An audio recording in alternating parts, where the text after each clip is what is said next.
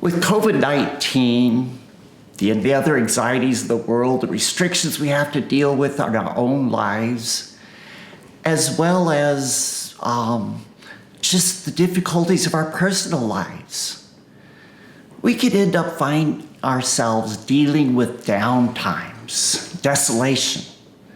Now, there are dry times in prayer when God can feel distant. Do not be surprised by these brief times when God feels distance. These temporary times of desolation are part of our path toward God in prayer. However, sometimes the downtimes, what Saint Ignatius called desolation, can take over all our thoughts and prayers. We feel a lack of hope, faith, and love. When the downtimes take over and God feels distance, it not only affects our feelings about the present, but it also frequently darkens our hopes for the future. So we're not only feeling the pain of the present, what we can't imagine that changing in the future. It steals our hope, our future. Finally, when we're in the midst of the downtimes, it's even hard to remember times in the past when God felt close. So desolation not only steals our connection to God in the present, but also colors our best experiences of God in the past and our hope for the future. So what do? First, go do something you enjoy. My bicycle has been my greatest weapon against spiritual desolation. A simple walk outside or sitting in the sun on a beautiful morning does great things to lift the spirit, even when God is the farthest thing from your mind. Secondly, don't make major life decisions when in desolation, unless it's a situation where you have to. Stick with your good previous plans and commitments. Follow your head rather than your heart. Thirdly, St. Ignatius says that we are to insist more on prayer.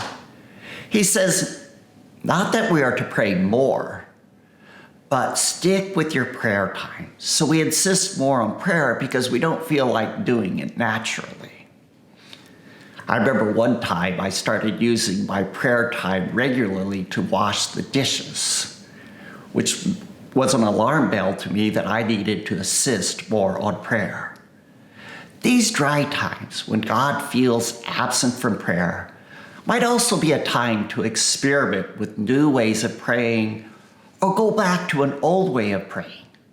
Experimenting with prayer can be especially helpful if the dry times in prayer have come on slowly. God might be wanting you to grow in how you pray. Fourthly, persevere with patience. Trusting God is helping you even though you may not feel God's presence. God is carrying you.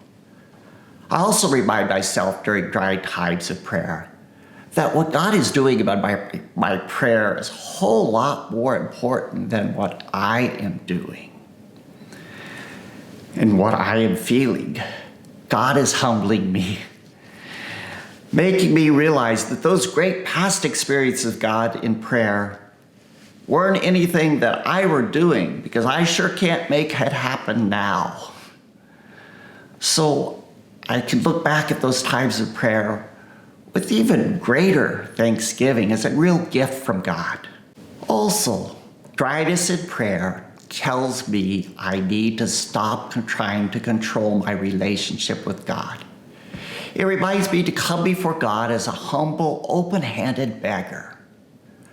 I must let go of my expectations of God and prayer, because expectations lead to desolation, because we put God in a box and we're so focused on that box that we can't see other ways God is present in prayer and life.